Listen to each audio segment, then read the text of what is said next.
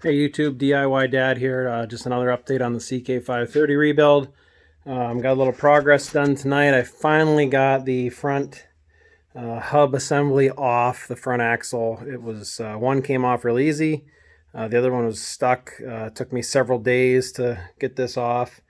So I want to get an update on that. Also, too, I started putting some items back on. I got the seat back on, or at least part of the seat.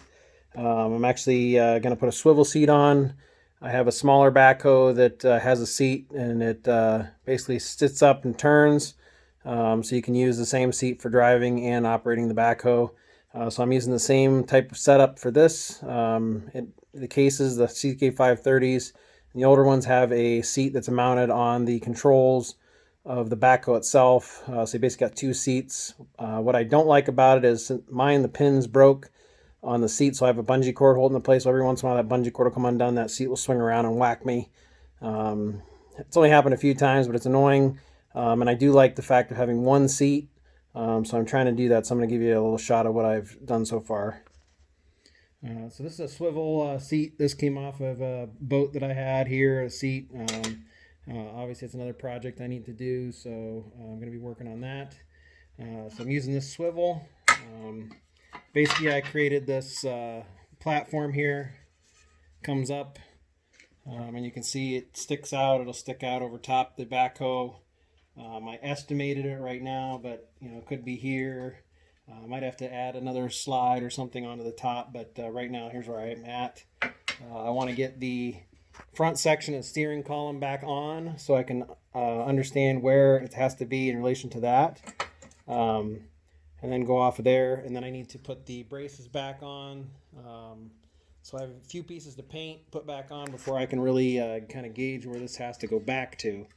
So basically what I'm going to do here, I'm going to have a release mechanism so that when this is down, it's locked in place. I got a few springs to work, so it'll probably be in this area somewhere, and just a pin that goes through, and then goes through to this main support piece here. Holds it in place, or I'll make a latch that like clips onto the front of here or the back, one of the two. And then they're going to have a frame inside of here that's the size of this. And I'm going to have a release mechanism on the bottom of it that attaches in, so this can slide all the way forward, about right to maybe there. And then it can slide all the way back to about here. When I'm back, so you'll have a little bit of range of motion here to slide and adjust. I'm just going to have two positions, the forward most and the back most. I'm not concerned of being too ergonomic, or as long as I can sit on it comfortably, that's all I really care. So that's the one update that I have. I'm still working on this. Like I said, there's a little more to do on that. I did, like I said, get the front axle somewhat apart. My goal is to try to get this off this week.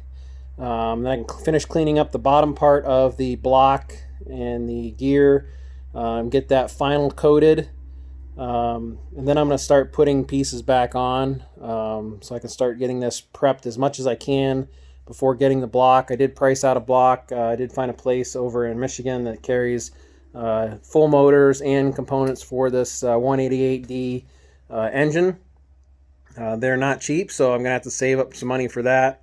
And there's a $100 core charge. I'm not sure if they'll accept mine back with the crack in it. Maybe they fixed that. I have no idea. So I need to contact them and figure that out. So onto the hub assembly. These are the hub assemblies here. This was the one that was stuck. You can see that I hammered on it with some wood. I did mushroom this out a little bit, so I'm going to have to get a grinder and taper this, and probably get a tap and a die that'll fit this. This is the nut that was on there. You see, obviously it won't start on there, so I'll take this and get a tap and a die to fit this. And what I found, I'm not sure if just the seals were so bad on this side, but there was about 2 inches of slop in this side. And I think what happened is just over time of carrying the load, I think it just drove that. If you can see here on the axle itself, it's open, but on the cross member here there's a spline, So I'm not sure if just the weight of bouncing up and down forced that onto that spline and really lodged it on, but I had a heck of a time. These arms are cast, so I didn't want to hammer on them too hard. So basically, the first night I started, I heated it up, tapped on it. I put a bunch of penetrating oil on there because it wasn't all the way seated on the spline.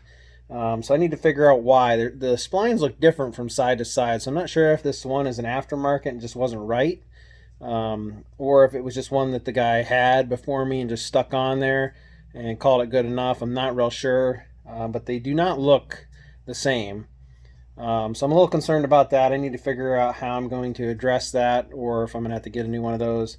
But obviously I need to fix something. I don't want it to be stuck on there again if I ever take this off again, or the person after me has to take it. I want to make sure it's working properly and not damaging the equipment. So I heated it up the first night, put penetrating oil on it. Could not get it off. So then I took the tires off because I was hoping just to take the whole front axle off and kind of slide it out of the way, clean it up, paint it, and then put it back on as one assembly. So that didn't work. So took the wheels off the front. Figured that'll be easier to paint anyways. And then I heated up some more. Then I had a gear puller, a pretty good size one that I thought, well, we'll try that. And I put that on there and I heated that thing and I reefed for all I was worth on that gear puller, and it was a pretty good size one. It was starting to make a ting sound. I thought it was going to break. So I thought, well, I'll just leave this sit tonight. Just leave that pressure on it, see what happens. And I had there's a little bit of the spline wasn't all the way sticking up through the top of that arm. So I filled that full of penetrating oil, hoping maybe some would seep down in there. So that was 2 nights that I did that. I'd move a little bit, I'd mess with it, I'd tap on it, heat it up, nothing. Tonight, the 4th night working on this, I kind of committed that if I heat up the arm too much and it breaks, I'll get a new one. So I just heated it for probably about an hour till it was boiling the penetrating oil that was sitting in the cup. And I put my gear puller on there, switched it around so that I had this. It was the closest I could possibly get it to the top of that arm. And then I used about a 4-foot breaker bar and a wrench, and I reefed on that thing for all I was worth. And finally, it just budged a little bit. I had about a 1/4 inch hole. I filled that with penetrating oil, heated up till it boiled again. It took me 3 or 4 tries, and finally it started to come, and I finally got it out. You talk about a sigh of relief, and no cracks that I could see. So knock on wood, hopefully that part's okay. I did get it apart, so we'll see what we got. I'll start tearing the rest of the front axle off. Get this all cleaned up. Everything's on there. I do have a bushing under here that I'm probably going to have to replace. Looks like it's shot. I think that's standard with this type of axle. We have some old 8Ns. And Jubilees that the pins in the front wear out if you put a bucket on them. So I just spent the rest of the night here. Wanted to quit while I was ahead.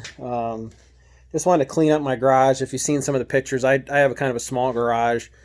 So having this thing all tore apart with all the woodworking equipment that I have and other tools, it gets really congested, so it gets messy in a hurry. And hoping to fix that here in the next couple months. I'm going out another 36 feet on the back end behind me here.